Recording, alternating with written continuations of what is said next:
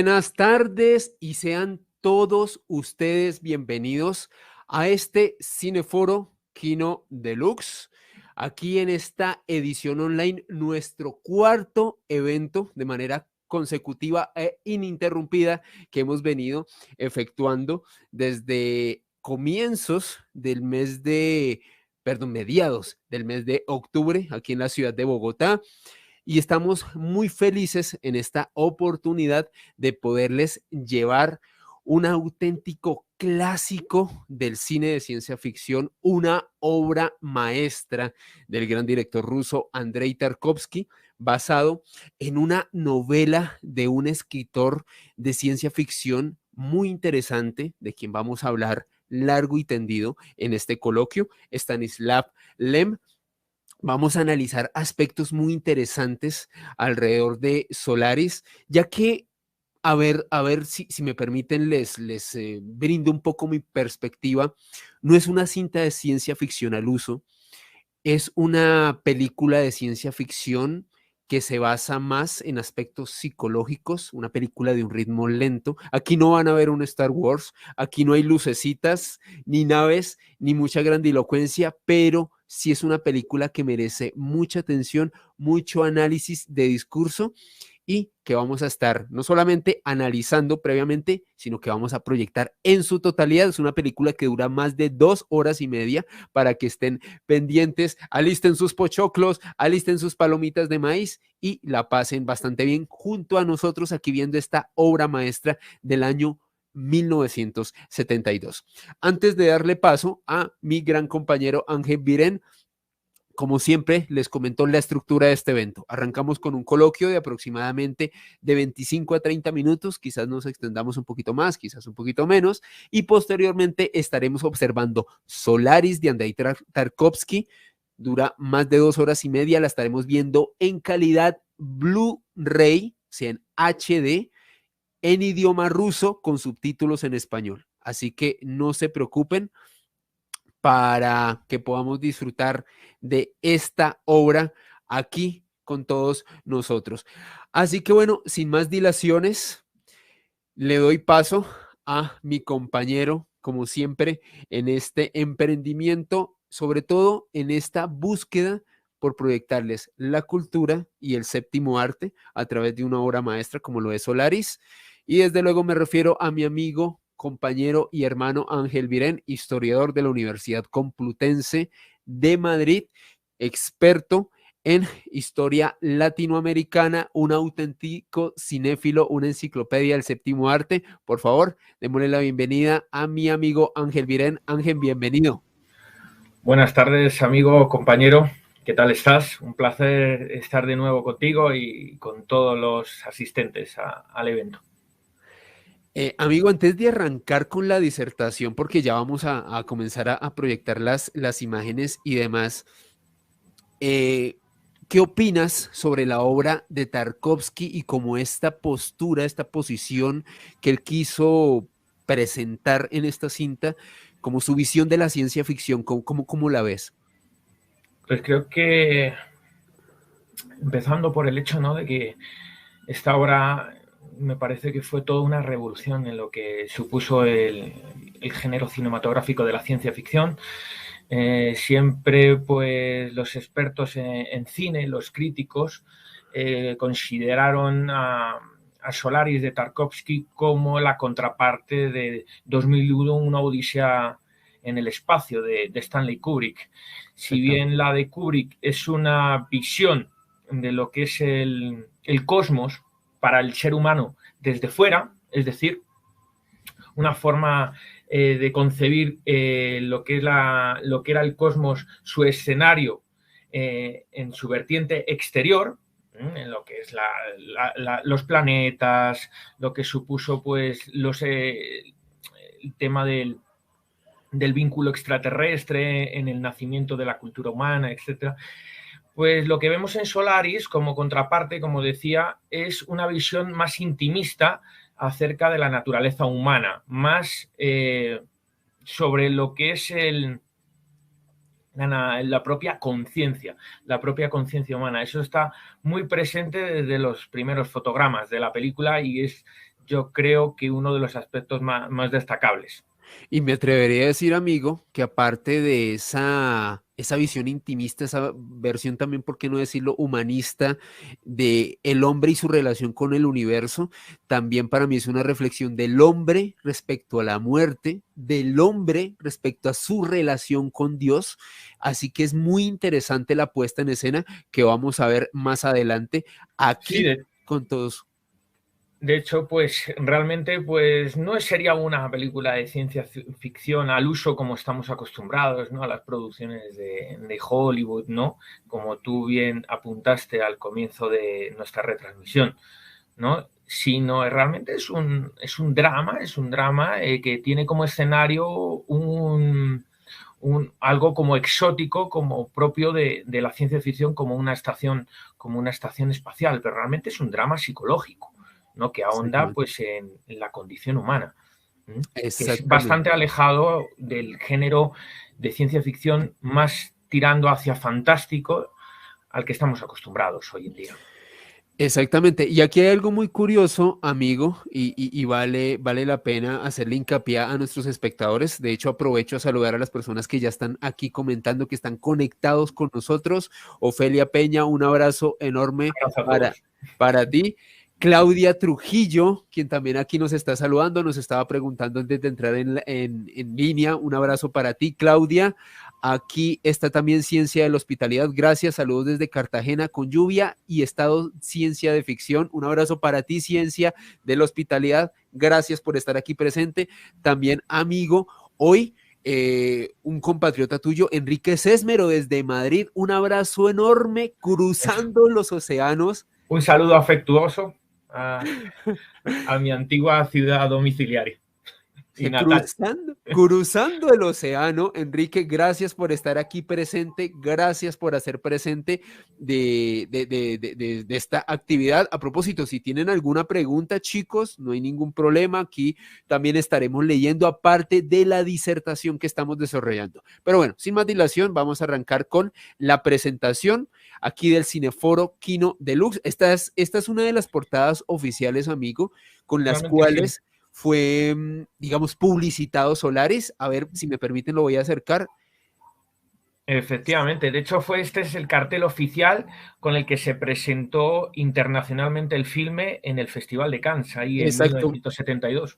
exactamente. Si observan, aquí podrán detallar la marca de Cannes y demás. Esta es una película que además fue premiada en su momento, como decía Ángel, valorada por los expertos en el cine como una de las obras maestras del cine, sobre todo de la década de los 70 en el ámbito de la ciencia ficción. Una película no al uso, y bueno, aquí tenemos a uno de los grandes protagonistas de esta tarde de cine, Ángel, nuestro gran amigo, el gran director ruso Andrei Tarkovsky. ¿Qué nos tienes que comentar al respecto de este gran realizador? A propósito, no solamente uno de los más grandes directores en la historia del cine ruso, del cine soviético, sino uno de los más grandes directores de la historia del cine. Bueno, aquí tenemos a Andrei Tarkovsky, que precisamente hablando de premios y de galardones, ya en 1962, 10 años antes del estreno internacional de Solaris, había dirigido La infancia de Iván y se le había otorgado por su trabajo un Oso de Oro en el Festival de Berlín. Es decir, que internacionalmente y fuera del circuito de Hollywood ya era muy conocido. Por Solaris obtendría el Gran Premio del jurado en el Festival de Cannes, estuvo nominado a la Palma de Oro, que es el premio más importante del festival, y ganó otros, como por ejemplo el Premio Internacional de la Prensa, el Fipresti, que es uno de los más notables en cuanto a trabajos fílmicos de autor. Antes de entrar un poquito con la biografía de este insigne director, ¿no? Ya como ha dicho el compañero, una de las figuras más relevantes, más influyentes de la historia del séptimo arte, me gustaría pues hacer mención un poquito más al estreno de lo que supuso la película, ¿no? El presupuesto que contó Tarkovsky para llevar a cabo su proyecto fueron de 1 millón de rublos, estimado porque las autoridades soviéticas eran bastante opacas a la hora de mostrar sus cuentas. En la propia Unión Soviética la productora fue Mosfilm, que era un estudio cinematográfico, ¿no? Fundado en los años 20 en Moscú, que se encargaba de producir y de distribuir en la Unión Soviética la mayor parte de los filmes, si no todos. Por ejemplo, a lo largo de su existencia, hasta la caída de la Unión Soviética en 1991, pues produjo y distribuyó más de 3.000 películas, no solo la mayor parte de las de Tarkovsky, sino de otros grandes directores del país, como Bondarchuk, como las propias de Eisenstein, e incluso alguna que otra de Kurosawa. Por ejemplo, está la de Dersu Uzala, sobre el cazador que vive en Siberia, ¿no? O sea, títulos muy emblemáticos, ¿no?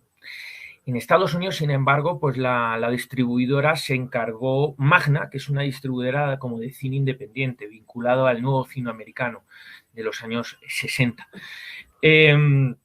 Bueno, Tarkovsky no solo se encargó de la dirección, sino que coescribió el guión de la misma junto a Friedrich Gorenstein, que era pues un guionista conocido ya dentro de la Unión Soviética, que había trabajado con Bondarchuk en los años anteriores, y el guión que prepararon pues lo basaron en la novela homónima del gran escritor polaco de ciencia ficción Stanisław Lem, de novela homónima porque se tituló igual, Solaris, y se había estrenado 11 años antes, en 1961. Me gustaría hacer mención un poquito a otros aspectos, como por ejemplo lo que tiene que ver con la fotografía y con lo que tiene que ver con la música. Yo sé que ahí sobre la música tienes mucho que decir, luego harás tu cuña, como quien digo, solo lo voy a hacer una pincelada en general, compañero. Pues la fotografía estuvo a cargo de Vadim Yusov. Vadim Yusov ya había trabajado con Tarkovsky en sus dos primeros filmes, a los que haremos mención a continuación, La infancia de Iván y Andrei Rublev. Y también había trabajado con Bondarchuk en Las campanas rojas, en Boris Godunov, en sus obras más importantes ya en los años 70, ¿no? O sea, no era un cualquiera, era un experto dominador del tema de los planos, los ángulos, los encuadres, la iluminación, ¿no? Como podremos observar cuando empecemos a reproducir el filme de hoy. Y en cuanto a la música, pues corre a cargo de Eduard Artemiev, ¿no? Que era uno de los compositores vinculados al ámbito cinematográfico más relevantes de las que había trabajado en la principal escuela de cine estatal de Moscú, ¿no? El cual colaboró también con Tarkovsky en dos de sus filmes, no solo en Solaris, sino también en El espejo, que es posiblemente la obra más personal de Tarkovsky, a la que menciona, que hablaré un poquito de ella ahora, y también Stalker, que es posiblemente su otra gran obra maestra y que tiene mucho que ver con Solaris, ¿no? Algunos la consideran como si fuera una prolongación de la misma o una película en la que se ahonda sobre algunas tesis expuestas en Solaris, ¿no? Y bueno, en cuanto a los actores que intervienen, aunque ya hablaremos luego de uno de los dos con mayor profusión, un poquito más tarde, pues estuvo protagonizada la obra por Donatas Banionis, un actor lituano, muy conocido en la Unión Soviética, porque de hecho formó parte hasta del Partido Comunista de la Unión Soviética, el único partido que existía por entonces, el único legal, y formó parte hasta de su comité central en su edad más avanzada. Y también Natalia Bondarchuk, que es la esposa de él en la película, y que no es ni más ni menos que la hija del famoso director Sergei Bondarchuk. Así que una actriz que había trabajado a las órdenes de su padre desde su más tierna infancia. Así que bueno. Aquí amigo, hay algo, hay una adenda que quiero poner muy interesante, y es el contexto histórico y político, amigo, en la época en la cual se desarrolló todo esto. Por eso, fíjate, algo muy importante que tú decías, un protagonista lituano, o sea, en este caso fue una película concebida desde la cortina de hierro, como decimos aquí en Latinoamérica, el telón de acero, ¿no? Como dicen ustedes aquí, allá en España, y es una época, amigo, para contextualizar a la gente, en la cual había dos grandes bloques políticos e ideológicos en el mundo: bloque capitalista representado por Estados Unidos, el bloque comunista, cuyo mayor exponente en aquel entonces era la Unión Soviética, una pugna ideológica, una pugna de poder, una pugna tecnológica y también una pugna cultural. Y es muy interesante porque sin lugar a dudas, y esto lo vamos a ver en esta película, y a propósito, si quieren que proyectemos más cine ruso y demás, ya saben, lo pueden dejar en los comentarios para que nosotros lo podamos apreciar y hacer ese tipo de proyecciones. Es una visión muy diferente a la americana, es algo totalmente distinto, algo, me atrevería a decir que incluso en cuanto al discurso, puesta en escena, fotografía y demás, totalmente distinto. Sí. Y en ese sentido, Tarkovsky fue el maestro, uno de los más grandes, uno que puso uno de los puntos más altos en la Europa, aquel entonces tan mediada, digamos, la Europa oriental, en este caso, más influenciada por la Unión Soviética. Sí, de hecho Tarkovsky encarnaba muy bien ese espíritu que caracterizó pues, al cine de la Europa oriental, ¿no? De la Europa del bloque del este, ¿no? Es un enfoque muy diferente de lo que es el estilo narrativo y del ritmo narrativo también de las mismas películas, ¿no? Entre Occidente y Oriente, ¿no? Pues de hecho, pues Tarkovsky, entre sus principales señas de identidad, características, pues estaba en que tenía un carácter sumamente anticomercial de las películas, algo que chocaba mucho con la concepción que se tenía del cine en Occidente, ¿no? Exactamente. Eso en primer lugar, ¿no? Contraponía lo comercial con lo profundamente artístico. Para él había un divorcio en ambos ámbitos y él optó por lo artístico de sus obras, ¿no? De hecho, pues era también muy exigente a la hora de preparar y dirigir sus proyectos, muy meticuloso, se involucraba de principio a final. Y bueno, tenía también una personalidad artística muy fuerte y muy contundente, ¿no? Lo que le llevó a tener a lo largo de su carrera de 25 años muchísimos problemas con las autoridades soviéticas, ¿no? Fijaos que en 25 años solo rodó 7 largometrajes, 7 peliculones, pero solo 7. Y no solo porque él fuera precisamente muy meticuloso y quisiera imprimir mucha precisión a lo que iba a narrar, a la estructura narrativa de sus películas, sino porque realmente le pusieron muchos impedimentos las autoridades soviéticas. Él era muy renuente a acatar todos los dogmas culturales y las limitaciones ideológicas de la propia Unión Soviética, lo que al final, después de tantos choques y tanta persecución y tanta intromisión de las autoridades en sus obras artísticas le llevó al exilio a principios de los años 80, ¿no? Ahora quisiera Exactamente. hacer como un repasillo general precisamente a estos aspectos. Claro que sí, amigo, pero antes de entrar a repasar estos aspectos, un saludo muy especial para Luz Restrepo, quien nos hizo un comentario, nos lo dejó aquí en la caja de comentarios. Dice, hola, buenas tardes, presentes desde Envigado. Muchas gracias, Luz, un abrazo enorme hasta Envigado. Esperemos que el clima por allá no esté tan gélido como el de la tundra bogotana. La tundra, auténtico, sí. Tal Parece que cual. la tundra siberiana, ¿no? Del cine soviético. Exactamente. Amigo, si quieres, continuamos con las diapositivas. Paso a la siguiente. Sí, podemos continuar. Ahí vemos a Tarkovsky en su más tierna juventud. De hecho, en esta época Tarkovsky pues está estudiando en la escuela de cine más prestigiosa del país, que es la G, lo deletreo GVIK. No es más que el Instituto Estatal de Cinematografía Panruso. Era pues la institución más prestigiosa para estudiar cine. En aquel tiempo en la Unión Soviética, pues bueno, por las consideraciones socioeconómicas del régimen ruso, no había que pagar por entrar en estas instituciones, simplemente lo hacía uno por mérito. Entonces tenía la ocasión de estudiar ahí con los mejores mentores, y uno de los que tuvo la suerte de Tarkovsky de coincidir y que fue su gran padre en la iniciación del séptimo arte fue Mikhail Rom, Michael Romm fue un cineasta y un teórico del cine por el que pasaron muchísimos cineastas y productores de cine ruso.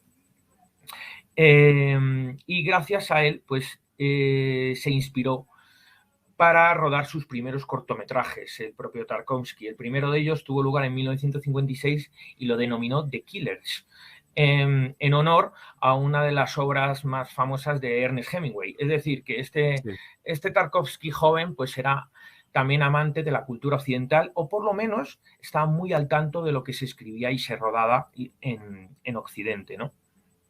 Súper interesante eso, amigo, porque definitivamente, y creo que es también parte de la enseñanza, no solamente de esta proyección, sino creo que lo queremos dejar como modo de reflexión para todas las personas que nos están apoyando, que vayan, que están viendo en este momento el Cineforo en directo, sino también en diferido para las personas que lo vean después, y es como la cultura rompe fronteras, como en este caso un director formado con la estructura de pensamiento, estética e incluso el ritmo soviético, estaba muy interesado por la obra de un autor tan prolífico y tan importante en aquel entonces como Ernest Hemingway. Así que es muy interesante ver cómo la cultura abre esas barreras y de todas maneras se nutren. Yo creo, amigo, que de todas maneras, digo yo, a pesar de las diferencias ideológicas y políticas, el arte es uno solo y la inspiración puede llegar de cualquier parte. Efectivamente, de hecho, pues bueno, a partir del deshielo protagonizado por el secretario general de la Unión Soviética en los años 50, una vez que murió Stalin, Nikita Khrushchev, pues promovió pues el intercambio cultural entre Occidente y Oriente, lo que se llamó la coexistencia pacífica, y pues muchas obras de grandes literatos, de norteamericanos, europeos, pues pudieron ser por primera vez leídas en la Unión Soviética y en su espacio geográfico. Estamos hablando de todo lo que es más allá del telón de acero, el bloque del este, ¿no?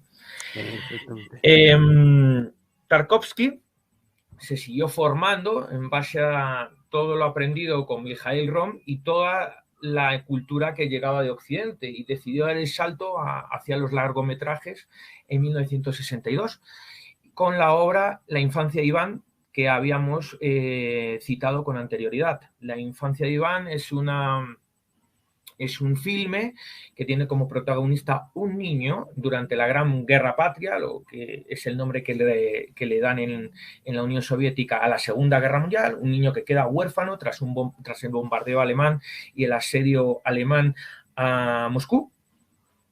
Y este niño es recogido por el Ejército Rojo, y el cual pues terminará colaborando con él y haciéndole labores de espionaje en las trincheras enemigas. Es decir, el niño se termina terminando convirtiendo en un héroe, en un pequeño héroe, ¿no? Y así transcurre la infancia. De hecho, hay un fotograma de la misma, creo que a continuación. Aquí tenemos al propio Tarkovsky dirigiendo al chaval en la película. La película realmente fue todo un éxito, fue una gran ópera prima de Tarkovsky, y como dijimos, ganó el León de Oro en el Festival de Berlín, uno de los festivales más prestigiosos a nivel europeo y a nivel mundial, que le dio la fama necesaria para sacarle del anonimato en el que todavía vivía en la Unión Soviética. Pero claro, pues el éxito cosechado con esta obra hizo levantar las suspicacias pues, de las instituciones culturales y políticas de la Unión Soviética. Y a lo largo de los siguientes años pues, tuvo muchos problemas para poder seguir rodando, precisamente por uno de los aspectos más delicados en lo que era la política soviética, que es el tema de la religión. Después de La infancia de Iván, él quiso dar un viraje en cuanto a la temática de su cine y filmar algunas películas que tuvieran que ver con religión. Y el Estado soviético le puso muchos impedimentos, muchísimos. De hecho, tardó 4 años en poder cristalizar uno de sus proyectos, porque tuvo varios. Tuvo que cancelar la mayoría de ellos. Y uno de ellos, al final, vio la luz en 1966-67, que fue Andrei Rublev, su segunda gran obra, ¿no? Que trata sobre el maestro artístico de iconos ruso del siglo XV. Además, es una obra en la que él trató de explicar fílmicamente lo siguiente, que es el papel que tiene que jugar el artista en la sociedad, ¿no? Como un ser responsable dentro de la sociedad, el rol que debe jugar dentro de la misma. Con esto quería hacer una crítica subyacente al Estado soviético, por lo siguiente. Él mismo, como cineasta, se consideraba un artista y no quería estar subyugado a lo que dijeran las autoridades sobre su obra, que su obra fuera libre. Él Claro. consideraba que no podía terminar siendo un mero instrumento para promocionar todas las bondades del régimen soviético de tipo político y de tipo cultural. Eso lo plasma muy bien en la obra de Andrei Rublev y es la consideración que tiene que tener el artista en una sociedad, poder llevar a cabo una obra libre y hacer una crítica de la sociedad misma independientemente del régimen político. O sea, que es decir, este fue un filme controvertido. Si bien hay una crítica subyacente y en vez de hablar pues de cine habla de un pintor ruso, pero en el fondo está hablando de la labor que tiene que desempeñar un artista en la sociedad, Wow. independientemente del régimen político. Súper interesante esa postura y muy visionaria. Y yo recuerdo que mientras preparaba este coloquio, amigo, miraba que en efecto Andrei Rublev, esta cinta, suscitó una gran cantidad de polémicas en la Unión Soviética, porque muchos consideraron que era una clara protesta hacia el sistema comunista. Muchos la consideraban impropia y sobre todo viniendo de un director ruso de formación y de nacimiento, como en este caso lo era Tarkovsky, pero definitivamente, y qué pena ser tan reiterativo en esto, muy interesante esa visión, cómo él quería romper todos estos estigmas a través de su obra. Exacto, ¿no? Pues él consideraba que la labor del artista era esa, no como el resto de sus compañeros que salieron de la escuela de cine, que terminaban rodando lo que el Estado soviético quería que rodasen y desde un enfoque siempre promoviendo los valores soviéticos, etcétera, que pudieran ser buenos o no, pero no estaban exentos de poder ser criticables en caso de que no fueran buenos. Es lo que proponía Tarkovsky, ¿no? Pero ese punto de vista le llevó a tener muchos problemas, ¿no? De aquí en adelante. Así Exacto. que unos años después decidió cambiar de tercio y adentrarse en lo que es la ciencia ficción. Y aquí tenemos una imagen tomada, una instantánea tomada durante el rodaje de su siguiente obra, de la que tenemos esta noche el privilegio de presentar, Solaris. Para eso se puso en contacto con el escritor Stanislav Lem, un escritor de notable éxito de crítica y de público en Polonia y, por ejemplo, y que es considerado, posteriormente hablaremos un poco más de él, considerado la contraparte del bloque del Este en cuanto a la ciencia ficción, ¿no?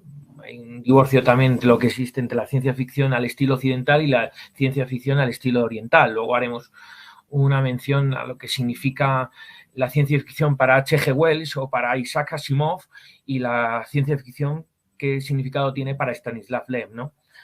Bueno, el caso Exactamente. es que en el rodaje de Solaris, pues fue un rodaje que desde el principio pues tuvo la marca soviética, en el sentido de que la película fue ampliamente promocionada por las autoridades, ¿no? Como respuesta a 2001, una odisea espacial de Kubrick.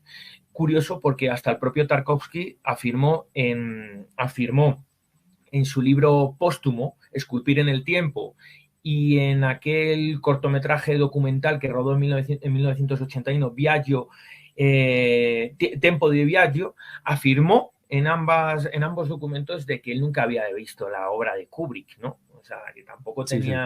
no sabía muy bien realmente si era buena o no. El caso es que desde arriba le decían que no, que había que hacer una réplica a la soviética y que, por supuesto, la versión soviética era muchísimo mejor, ¿no?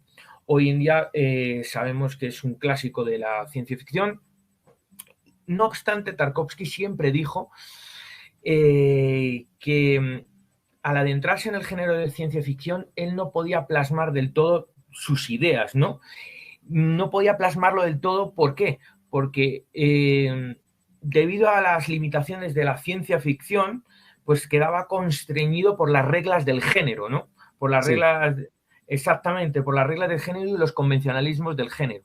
Tal vez el espíritu más puro de Tarkovsky se pueda ver en otras obras.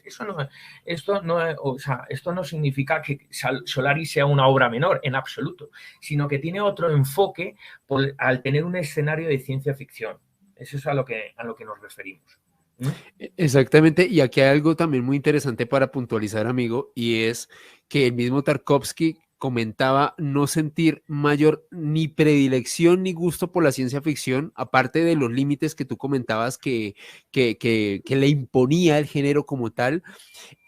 Tarkovsky es un director cuya obra se caracteriza por la reflexión, por un ritmo muy lento, muy sosegado, Por muy completo. introspectivo de sus personajes, y eso es lo que vamos a ver en la puesta en escena que vamos a estar apreciando en unos minutos. Así que va a ser muy interesante que le presten mucha atención a ese ritmo tranquilo, sosegado, donde el interior del personaje es lo que cimenta la historia. Aquí no vamos a ver elementos grandilocuentes, grandes explosiones, grandes naves, ni vamos a ver, por ejemplo, ya que tristemente es muy comparada, me parece injustamente comparada porque cada una es una obra maestra en su estilo. A mí me encanta Odisea 2001, Odisea en el espacio, pero claramente es una puesta en escena y una ciencia ficción vista desde otro punto de vista. Exacto. Cambio Solaris es otra puesta en escena, cada una muy válida y cada una muy respetable de acuerdo al director que las elaboró. De hecho, pues claro, lo que tú mencionabas hace un momento, todas las películas, todas las películas de Tarkovsky, sus 7 largometrajes, pues son intensamente íntimas, ¿no? Todas, ¿no? Algunas de ellas incluso controvertidas, ¿no? Pero eso sí, todas muestran una hermosura en cada fotograma, en cada plano, en cada toma. Y es por eso que se le considera un auténtico poeta del cine, ¿no? Claro. El propio Tarkovsky se mostraba interesado en lo que es la propia naturaleza humana y en la búsqueda de respuestas, ¿no? La búsqueda de respuestas de la vida misma. ¿Mm? Aparte de otros temas que siempre están presentes en su filmografía, como la decadencia de la verdadera espiritualidad, ¿no? Sí, En sí, la sí. sociedad contemporánea, ¿Mm? Que está en verdadera crisis. Y por otro lado, la incapacidad de la humanidad para responder a los desafíos que supone la llegada de la tecnología, que cada vez está más predominante en el ámbito actual. Algo, curiosamente, que conectaba con la visión de la ciencia ficción que tenía el propio Stanislav Lem. Y por eso yo Exacto. creo que en esta película conectaron también ambas personalidades, ¿no? Exactamente. Y bueno, en un contexto histórico, Ángel, en el cual, bueno, era la década de los 60, bueno, finales, ya en la época en la cual comenzó Tarkovsky con esa idea de elaborar, de llevar a la gran pantalla Solaris. El hombre había llegado a la luna hacía muy poco, en el año 1969. Había una carrera espacial entre la Unión Soviética y Estados Unidos. Entonces era un ambiente, yo creo, bueno, que ninguno de los dos vivimos esto, aunque los dos amamos la historia y nos encanta leer al respecto, pero era un vergel, amigo, no solamente esa pugna tecnológica, pugna ideológica, sino como que ambas potencias estaban bombardeando en quién tenía mejores desarrollos tecnológicos, quién iba a colonizar la luna, que era como un proyecto que aunque se veía lejano, quizás en la ciencia ficción y muchos políticos llegaron a pensar que quizás colonizar la luna no fuese tan complicado. Ya más de 60 años después nos dimos cuenta que sí, en efecto, es muy complicado con que conquistar la luna y vivir en, un satélite como es el nuestro, pero en ese momento era un momento, un caldo de cultivo de muchas ideas, de muchas expectativas, sobre todo en el futuro. Y a mí lo que más me encanta de Tarkovsky en específico, amigo, es que yo siento que él plasma una visión totalmente diferente. O sea, en la época como que la gente dice, perfecto, misiones Apolo, misiones rusas, mucha tecnología. ¿El ser humano está preparado para eso? Eso es lo que nos dice Tarkovsky en Solaris.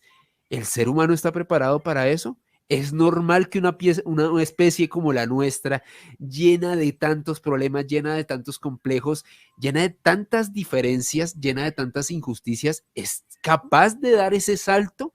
Ese es como gran parte del subtexto que tiene Solaris. Amigo, y aprovecho aquí a leer una pregunta que nos hace Claudia Trujillo en el chat. Nos dice, ¿Tarkovsky tiene alguna película favorita en su filmografía? ¿La de su preferencia? Sí, bueno, hay varios aspectos que ha comentado. Quería primero responder la pregunta de nuestra querida Claudia. asistente, sí, de que está ahí asistiendo a nuestro evento, de verdad, muchas gracias. Bueno, Tarkovsky, dentro de su filmografía, considera que la película más lograda es una de la que iba a hacer mención a continuación, que es Sacrificio, que es curiosamente su última obra, estrenada pocos meses antes de morir de cáncer, en 1986.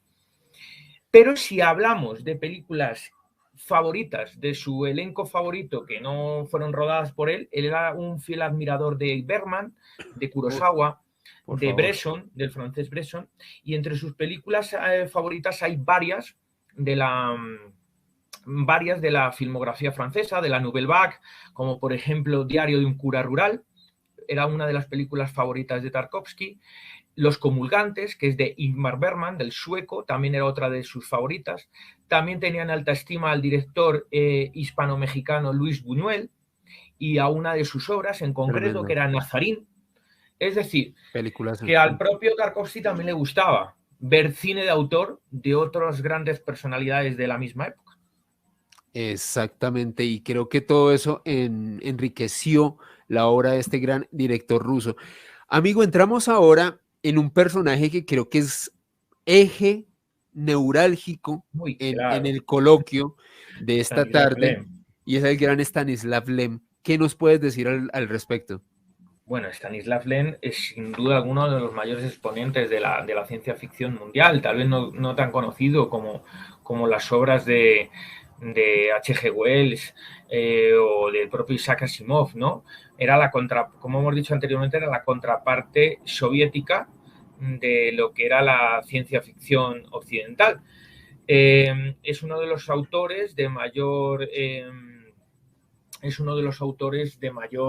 prestigio y de mayor éxito dentro de la ciencia ficción que no sea de habla inglesa, ¿no?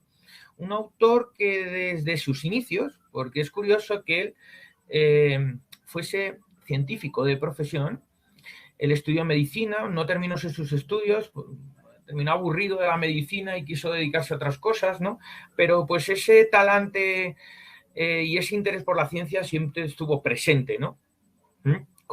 Pero decidió enfocar más sus obras de literatura hacia la ciencia ficción que hacia los ensayos propiamente científicos, ¿no?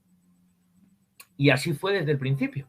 Pero pues trató temas como la cibernética. Él estaba encantado con la cibernética, una ciencia que estaba en sus albores, en sus inicios, en los años 40 y 50, que luego fue tan cultivada en el mundo anglosajón.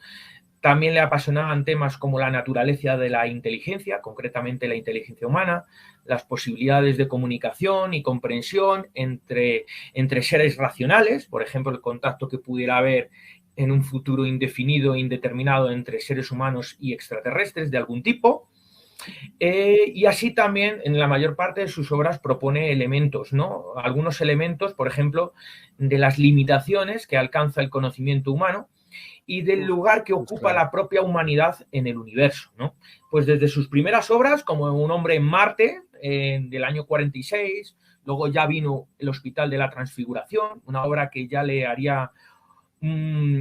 concedería un gran sitio entre los escritores de éxito de la Unión Soviética. Los astronautas en los años 50, La nebulosa de Magallanes, ¿no? Edén en el año 59, y ya le consagraría la publicación de Solaris en el año 61, ¿no?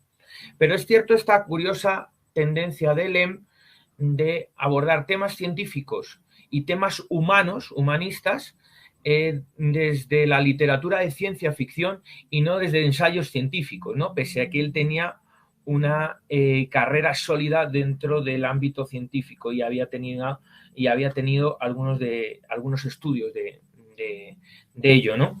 En los años 60, después de Solaris, pues publicaría Ciberiada, que creo que vas a hacer una mención a ella a continuación, Sí, es sí, una sí. de sus obras más representativas, y quisiera decir que ya en los años 70, cuando ya era un escritor mundialmente famoso y había obtenido premios y galardones de alcance internacional, pues hizo una novela que tenía como protagonista a Philip K. Dick.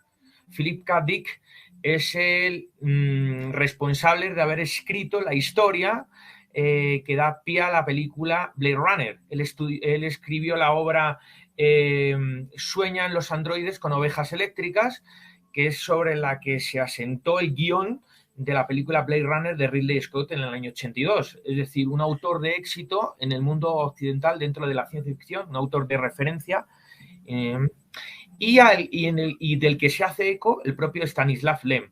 Yo creo que muchos consideran a Lem como el rival de Philip K. Dick y K. Dick como el rival de Lem, ¿no? A nivel de la escritura de ciencia ficción de la segunda mitad del siglo XX. Muy interesante la postura y muy diferencial, creo que también bastante existencialista.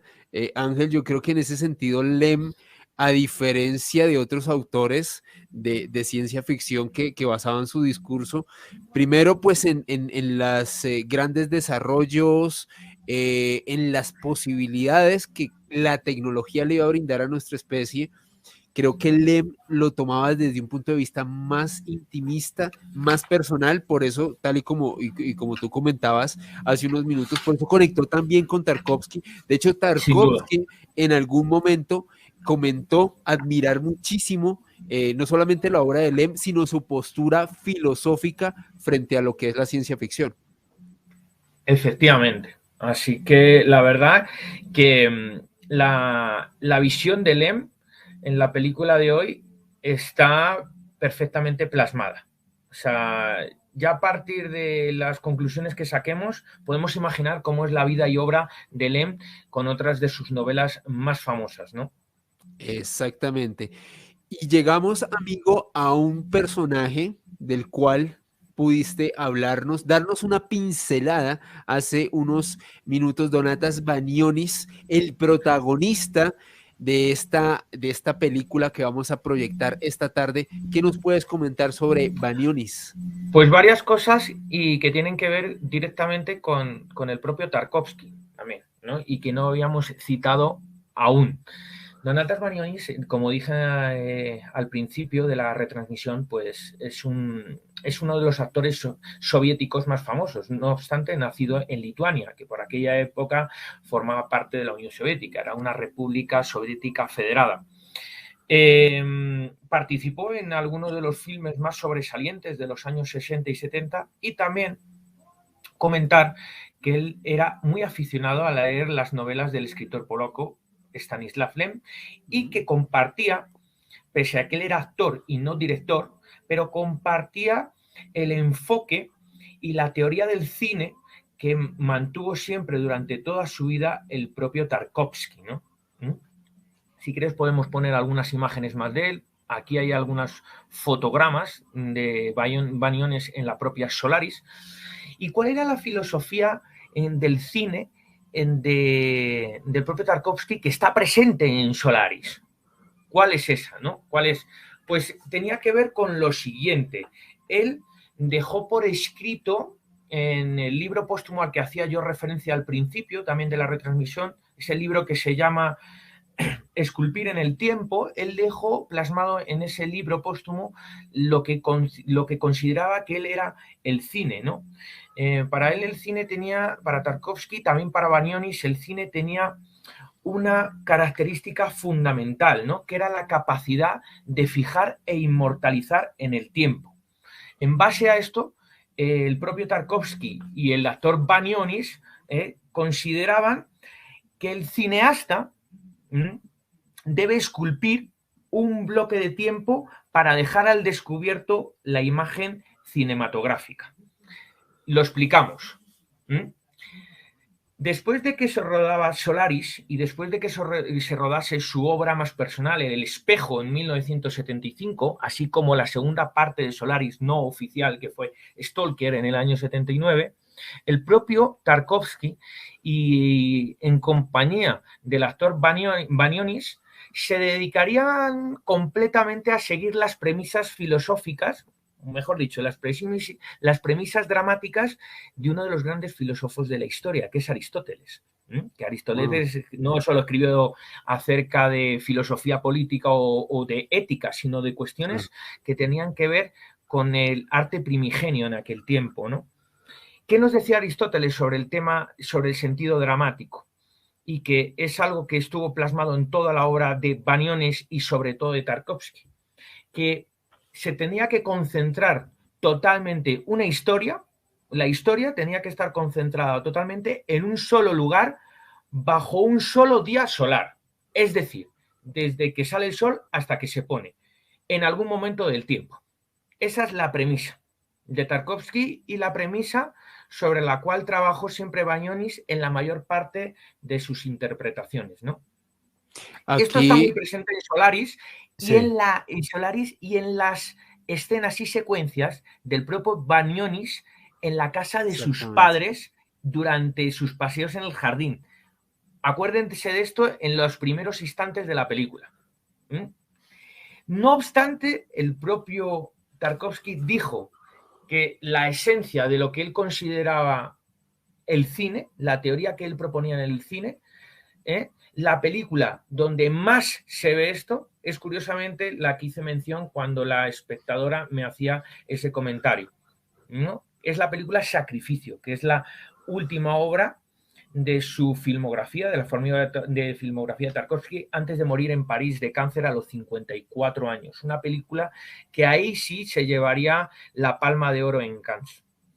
Aquí precisamente, amigo, Claudia nos agradece el que le hayamos respondido su inquietud y nos comenta que en realidad las preocupaciones de Tarkovsky e incluso de Lem son preocupaciones muy contemporáneas. Es curioso cómo ellos a mediados del siglo pasado ya vislumbraban muchos, me atrevería a decir, que los grandes desafíos que tenemos hoy en día como Exactamente, o sea, especie. no son solamente temas propios de la época de la Guerra Fría y de la rivalidad entre la Unión Soviética, Estados Unidos y del ambiente cultural de la época, sino que son temas que están atemporales, que son temas todavía muy presentes hoy en día fuera del contexto histórico.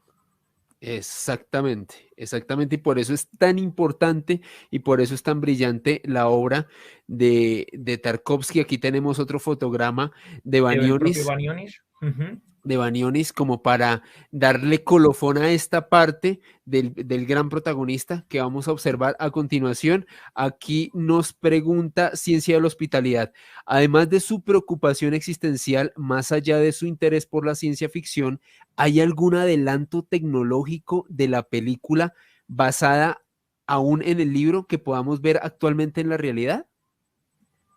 Bueno, realmente a mí, más que adelanto tecnológico, es muy interesante en Solaris el tema de la incomunicación, el tema de que pudiera surgir incomunicación durante el encuentro del ser humano con alguna entidad extraterrestre. Atención a todos cuando vean, cuando tengan la posibilidad de ver la continuación, la película, el papel que desempeña ese océano de plasma, ¿no? En realidad parece ser que tiene inteligencia en sí mismo, pero no somos capaces de comunicarnos con él. Es una tesis que está muy presente en una película muy contemporánea de hace unos pocos años, que se llama La Llegada. Exactamente. Exactamente, del director de apellido francés, pero que es canadiense, Villeneuve, me parece. Sí, Que sí, también, Villeneuve, sí.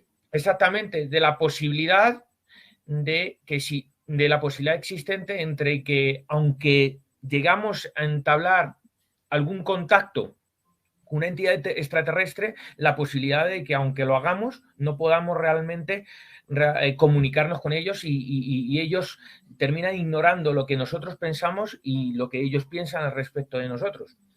Ese es un aspecto muy interesante, amigo, porque hoy en día hay que tener en cuenta que desde hace unos años el tema ovni, la búsqueda de exoplanetas y la posibilidad de entablar un contacto con una inteligencia que venga de otra parte del universo está más en boga y más vigente que nunca. Y Ujú. el gran problema, me atrevería a decir que de fondo es precisamente lo que plantea Tarkovsky en esta película, lo que se ve también en otras cintas y también en otras piezas artísticas, ya sea de la literatura y del cine, y es si en algún momento tenemos contacto con una inteligencia de otra parte, ¿cómo carajo nos vamos a comunicar con ellos? Al respecto, Exacto, lo que el propio Lem decía, ¿no? Las perfecto, posibilidades existentes de comunicación y comprensión entre distintos seres racionales, entre nosotros y otros. Ahí está la exactamente. cuestión. ¿Seremos capaces de, cuando uno ve Solaris, dice, pero ¿seremos capaces en algún momento de comunicarnos con este océano plasmático? ¿O no? O, o ese océano no se entiende y nosotros no somos capaces de interpretar lo que está intentando comunicar esta forma. Es muy interesante como lo plasma Tarkovsky y lo van a ver en unos minutos. Aquí Ciencia de la Hospitalidad nos dice todas las películas de ficción han dado ideas para el futuro. Yo me atrevería a decir, amigo, que la más marcada fue precisamente el concepto de la estación espacial. Si bien a lo largo del siglo XX ya había habido muchos planos, muchos proyectos que se habían quedado básicamente en eso, en proyectos sobre la posibilidad de una estación espacial orbitando alrededor de nuestro planeta. Me atrevería a decir que tanto Solaris como la misma 2001 Odisea en el espacio son de las primeras cintas que muestran esto de una manera fehaciente, lo muestran de una manera verídica, por así decirlo, o al menos creíble, verídica, no creíble, y creo que en este sentido, al menos para mí, creo que una de las ideas que más se remarcó aquí en Solaris. ¿Qué opinas al respecto? Pues yo opino que además Solaris resultó visionaria en el sentido de que 3 años, solamente 3 años después, la Unión Soviética fue el primer país del mundo que puso en órbita una estación espacial por primera vez en la historia, que fue la Mir en Exactamente. 1975. Exactamente. O sea que supremamente visionaria. Y bueno, en esta parte del coloquio, amigo, yo les quería mostrar la portada original con la cual fue distribuido Solaris de Stanislav Lem. Esta obra literaria en la cual se basó Tarkovsky. Aquí hay algo muy interesante y para ello voy a ir al siguiente fotograma. Bueno, al siguiente fotograma, no quiero hacer hincapié en este. Resulta que si bien Tarkovsky sentía una gran admiración por Lem, había una gran afinidad filosófica e intelectual sobre su visión de la ciencia ficción. Lo cierto es que cuando se estaba escribiendo el guión de Solaris, de la película que vamos a ver a continuación, a Lem no le gustó como tal la cinta. De hecho, una mini controversia en su época porque Lem decía que había tomado elementos, pero que no se parecía, o sea, que violaba algunos elementos que para él eran intocables de su obra. Por su parte, Tarkovsky le dijo, mira, hermano, genial, pero es que esa era mi idea. Mi idea era tomar la obra, pero no replicarla, sino dar mi visión, mi percepción como realizador y a través de esa visión crear esa puesta en escena que vamos a ver en unos minutos de Solaris. Este fotograma Iberiada. Hmm. hace referencia para mí a una obra muy interesante, amigo, de Stanislav Lem, precisamente el autor del cual estamos hablando. Como se dan cuenta, estas ediciones, amigos, son geniales. Yo amo estas portadas clásicas de libros. Quisiera tener montones de estas. Tristemente, hoy en día se consiguen solamente en ciertos lugares, ni siquiera por internet, sino al menos en Bogotá, en ciertas partes, en el centro de la ciudad. Y quisiera hacer un hincapié muy especial en Siberiada de Lem, porque a partir de esta obra, el autor comenzó a tener mucho reconocimiento en la otrora Europa Oriental. Y bueno, ¿de qué va esta obra? ¿De qué va Siberiada? Pues básicamente es una compilación de cuentos de ciencia ficción creados por Lem. Muchos lo denominaron como las fábulas de robots, o sea, imagínate, como lo que era hace siglos las fábulas de Esopo y demás, pero Lem las llevó a otro nivel, las puso en un contexto tecnológico, en un contexto futurista, y eso es básicamente Siberiada, como una serie de fábulas, una serie de cuentos que a propósito contaban con ilustraciones de Daniel Mroz. O sea, era una puesta en escena arriesgada e interesante a nivel literario, porque no solamente era un texto al uso, sino que tenía estas ilustraciones, como se dan cuenta, bastante interesantes que acompañaban a esta obra. Recuerden, ilustraciones de Daniel Mroz. Y bueno, ¿de qué va Siberiada? Básicamente son varios cuentos, varias fábulas, en las cuales destacan dos personajes, Trull y Claupucio. Y estos dos personajes son dos robots, no se las voy a spoilear, nosotros aquí no spoileamos nada, simplemente les damos como una pincelada y ya ustedes decidirán si leen o no estas obras, sobre cómo dos robots ven cómo se va expandiendo nuestra especie en el universo y cómo ese expansionismo y ese frenesí tecnológico en el fondo conlleva la propia autodestrucción. Es muy interesante la obra de Lem, por eso quisimos hacer mucho hincapié en este coloquio. Posteriormente, y esto es muy curioso, en el año 1961, que fue el mismo año en el cual fue publicada Solaris, a Lem le publicaron el retorno de las estrellas, que es la obra que estamos viendo en este momento en pantalla. Y hay algo muy interesante, y es que en esta obra Lem se introduce en un subgénero aún más psicológico, más catártico, más introspectivo. Es una novela que trata sobre el aislamiento, la necesidad que tendría nuestra especie, nuestra sociedad, de adaptarnos a otro contexto, pero más específicamente la necesidad de un astronauta de adaptarse a un contexto totalmente diferente al planeta. Es muy interesante la postura de Lem en específico, demostrado en este Retorno de las Estrellas. Hay que tener en cuenta que no solamente es un escritor de culto, Ángel y espectadores, sino que también es un escritor que vendió más de 27 millones de ejemplares de libros durante toda su carrera literaria. Si estamos hablando de un escritor multiventas para la época, y sobre todo un escritor que tenía el gran plus de vender mucho a pesar de venir de la Unión Soviética. Sus obras fueron traducidas a muchos idiomas y, como hablábamos con Ángel detrás de micrófonos, no tiene nada que envidiarle a Arthur C. Clarke, no tiene nada que envidiarle a Isaac Asimov, así que muy recomendada la obra de Stanislav Lem, tal y como lo observamos en pantalla. Ahora, en esta parte del coloquio quiero hacer hincapié en Eduard Artemiev, porque para mí, y de hecho también para Tarkovsky, él es una pieza central de Solaris. Básicamente, cómo fue el proceso en el cual Tarkovsky decidió incluir a Artemiev para crear, en este caso, la película que vamos a ver en unos minutos. Pues resulta que tras varias controversias, tras sentirse insatisfecho con ciertas cosas dentro de su obra, muchas personas que entrevistaban a Tarkovsky en su época le preguntaban, bueno, ¿y qué quiere incluir en una próxima obra?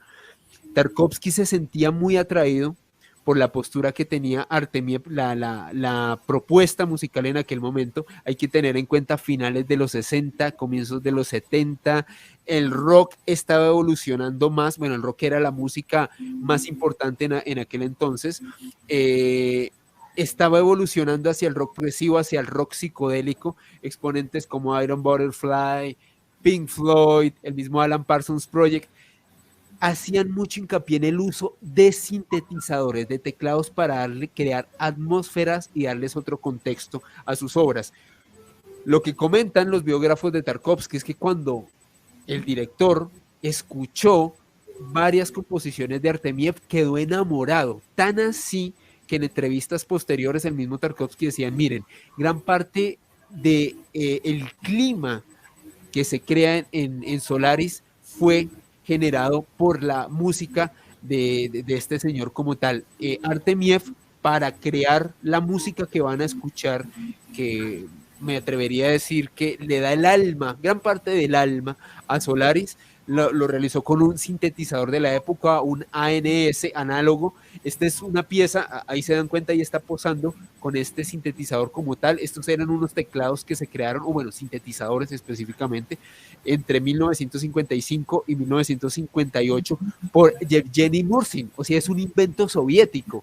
Y lo más interesante es que Artemiev le dio mucho realce a este instrumento, y le reitero, no solamente para mí, sino para el mismo Tarkovsky, es parte de esa atmósfera futurista, esa atmósfera, por qué no decirlo, introspectiva, también que tiene el film que vamos a ver en unos minutos.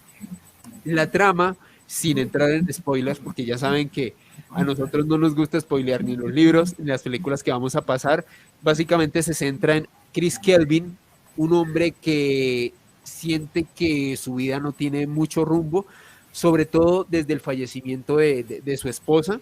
Es enviado a una estación espacial en la órbita del misterioso planeta Solaris. Bueno, no voy a entrar en más detalles, ya ustedes van a observar el resto. Este es un fotograma de la película de Donatas Banionis, interpretando en este caso a Chris Kelvin, que es el protagonista de esta obra. Y finalmente, ya para darle paso a la película, quiero hacer un poco hincapié en lo que fue el impacto de Solaris, querido Ángel y espectadores. Y es que esta película se estrenó inicialmente únicamente en 5 salas de cine en la Unión Soviética. Estamos hablando el país más grande del mundo, pero su éxito fue tan grande y fue tan fenomenal, y la crítica aclamó tanto esta obra, que se mantuvo en cartelera en la Unión Soviética durante 15 años consecutivos. Yo no sé qué otra obra fílmica, Ángel, y me corregirás, tenga esa longevidad siendo expuesta de manera continua en salas de cine, lo cual es una auténtica proeza por parte de esta obra de Andrei Tarkovsky, que vamos a observar en unos minutos. Hay que tener en cuenta que, si bien fue una bandera que utilizó la Unión Soviética en su momento para demostrar que no solamente el cine soviético estaba a la altura del cine de Occidente, sino que incluso en cuanto a fotografía, técnica y discurso podía superar al cine occidental. Hubo una época en la cual las autoridades soviéticas asumieron el estreno de esta película con cierta frialdad, con cierto escepticismo. De hecho, ellos no se esperaban quizás que tuviese tanta trascendencia, pero pues esta película ganó el premio del jurado en el Festival de Cannes. O sea, hay que tener en cuenta que fue exhibida en uno de los festivales de cine más importantes del mundo, fue galardonada, y eso es lo que vamos a observar en unos minutos en pantalla.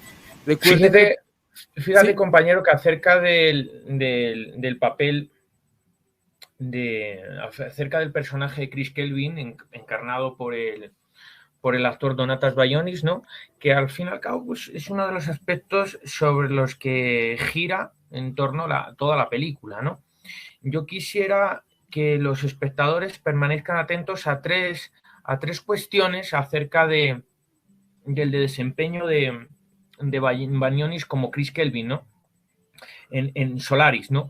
El primer elemento al que tienen que permanecer atentos es la disyuntiva que se le plantea de qué hacer con algo que no... ¿Qué hacemos con algo que no conocemos? Algo que no entendemos. ¿Qué podemos hacer con eso? Muchas veces el ser humano ha reaccionado de una forma violenta ante lo que no entiende, ¿no? Destruyéndolo. Eso es un aspecto sobre el que se le da vueltas a la película y que el propio Banionis tratará de resolver.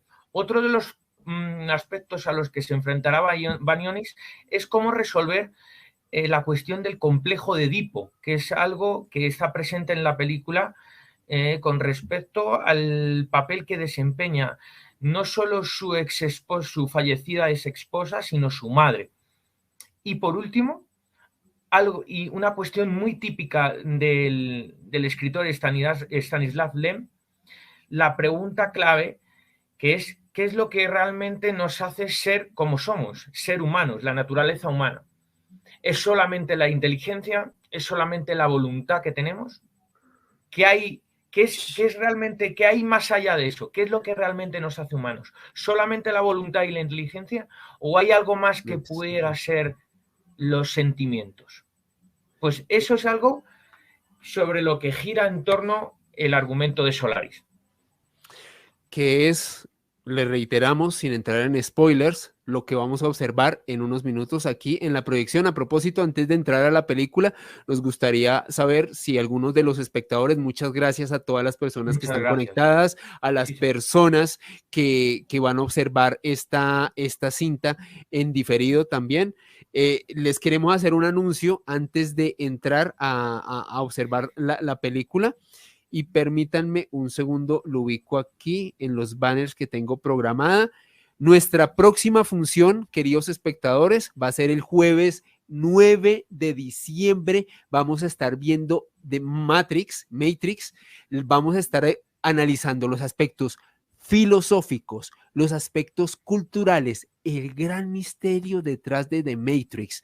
No solamente los aspectos fílmicos, que como siempre los traemos, sino la filosofía, en qué se basaron los hermanos Wachowski para crear, me atrevería a decir, amigo, que una de las obras de ciencia ficción más rompedoras de la historia. Aquí dice Luz desde Envigado, muchísimas gracias a ustedes por toda la información, o muchísimas gracias, Luz, a ti y a todos los espectadores por el apoyo en este evento que ahora estamos desarrollando online. Recuerden, jueves 9 de diciembre, Matrix, también evento online. Aquí lo vamos a estar desarrollando a partir de las 7 de la noche, jueves 9 de diciembre, 7 de la noche, Matrix, para que estén aquí pendientes y no se pierdan. Vamos a estar escudriñando, vamos a estar examinando con detalle todos esos elementos que hacen de Matrix, no solamente una de las películas de ciencia ficción más importantes de la historia, sino porque su discurso ha trascendido. ¿Cuál es el mito? ¿Cuáles son los enigmas? ¿Cuáles son los secretos? ¿Cuáles son los símbolos detrás de Matrix? Y a propósito, recuerden que Matrix, su nueva, podríamos decir que la nueva película de Matrix, Revelation se llama, amigo, si no estoy mal. Resurrections, me parece que pues se va a estrenar mundialmente el próximo 22 de diciembre. Así que dando como el abrebocas de lo que va a ser el estreno mundial de esta nueva versión, de esta nueva parte de Matrix, vamos a ver la primera película y vamos a analizarla, vamos a escudriñarla con detalle. Recuerden, tiene un valor de 12,000 pesos.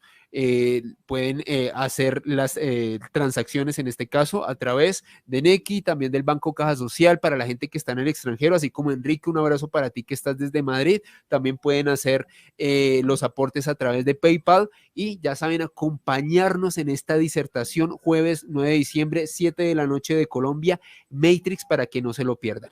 Así que sin más dilaciones, amigo, un abrazo para ti, un abrazo para toda la gente del chat. Voy a proceder a saludarlos. Igualmente, muchas gracias a todos. Por supuesto a ti, compañero. No, siempre es un honor contar contigo, que nos traigas esta cultura, este conocimiento y poder ver el cine con otros ojos, observarlo de otra manera. Así que un abrazo muy especial para Ofelia Peña, Claudia Trujillo, Ciencia de la Hospitalidad, quien a propósito estaba reportando sintonía desde Cartagena, aquí en Colombia, a Luz Restrepo desde Envigado, un abrazo enorme, Enrique Sesmero desde Madrid, España, aquí coterráneo y compatriota de Ángel, muchas gracias Enrique, de verdad, por tu apoyo, y a todas las personas que vayan a ver esto también en diferido. Así que sin más dilaciones, saludos afectuosos a todos. Saludos para todos. Así que chicos, nos vamos aquí con Solaris. Permítanme un segundo. Voy a quitar aquí el banner. Voy a sacar un segundo a Ángel. Amigo, como siempre, un honor contar contigo. Ya para despedirnos, recuerden que pueden seguir, en este caso, a Magola y bueno, a las marcas que nos están acompañando aquí en este coloquio, en @lajirafasabanera, @casamagola. Muchas gracias a ellos por su apoyo. Y como tal, a nosotros nos pueden seguir en Kino Deluxe, en Facebook, Twitter e Instagram, Kino Deluxe, ahí como lo observan en pantalla, ahí estamos publicando los resúmenes, estamos avisando de las fechas de las próximas proyecciones. Les reitero, perdón por ser tan repetitivo, jueves 9 de diciembre a las 7 de la noche de Matrix. Dice Ciencia de la Hospitalidad, gracias por este evento. No, gracias a ti, amigo, por amigo o amiga, no sabemos si eres amigo o amiga. Gracias, Ciencia, por estar pendiente desde Cartagena. Ahí nos pueden seguir.